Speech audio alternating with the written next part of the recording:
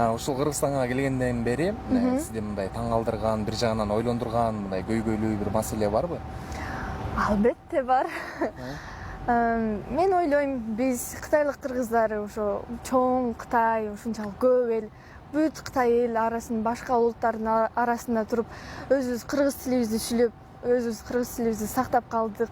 Эмне үчүн Кыргызстанга мен келген кезде мындай жолдо жүрсөм деле, нар жака чыксаң, бери жака чыксаң бүт орусча сүйлөшөт, орусча менен жооп беришет. Анан кафеге кирсең, здравствуйте деп сүйлөшөт го.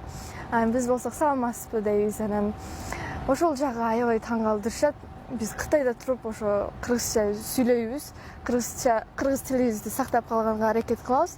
Кыргызстанда болсо Өз жеринде турушуп, өз жеринде турушуп, кыргыз тилин мындай кээ бир кыргыздар кыргыз болуп кыргызча сүйлөй албаганына аябай таң калыштуу болгон да, эмне үчүн депчи.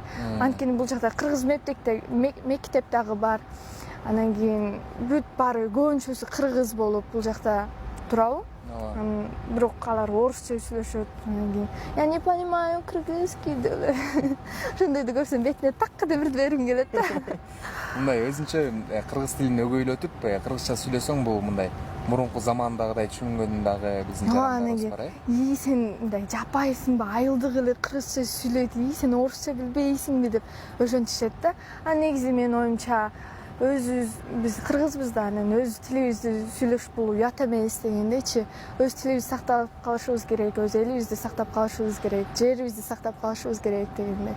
Ошол үчүн азыр дагы Кытайдан көп кытайлык кыргыздар Кыргызстанга көчүп келип атышат. Алар деле башында келгенде кыйналышат, анткени бул жак көбүнчө орусча болуп атышат.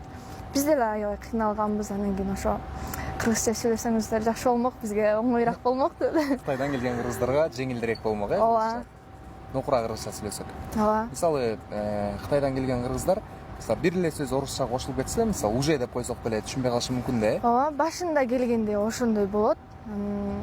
Ооба, ошондой. Бара-бара көнүп кетчү. Мен башында жанагы тряпка, мусорка деген эмне бүт түшүнбөйт болчумун.